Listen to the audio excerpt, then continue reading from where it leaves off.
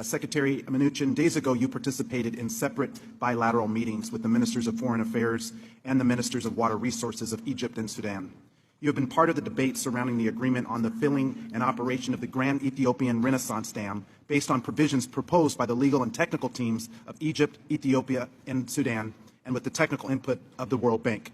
It's my understanding that the administration contends that we have a balanced approach on this issue, taking into account the interest of the three countries at the core of the conversation.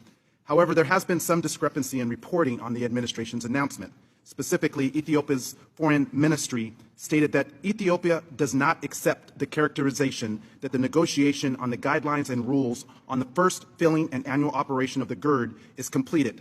You know, Mr. Secretary, this is sensitive conversation and a critical negotiation that can impact the overall safety and security of the region. So my question is, what are you and the administration doing to counter the narrative that not all parties are happy in this agreement and to ensure that all parties are heard in the critical GERD debate? Well, thank you. I'm actually glad you brought that up. I've spent a lot of time on this over the last 4 months, and I think it's a very important issue to the entire region. The dam can be a very important resource to the region, creating electricity for many people that don't have electricity.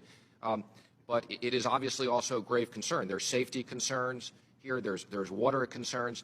My primary question is, what are you doing to ensure that all parties feel that they are heard and that the United States is not imposing more so than having a balanced role? Again, I'm sorry. I was just giving you a little bit of background.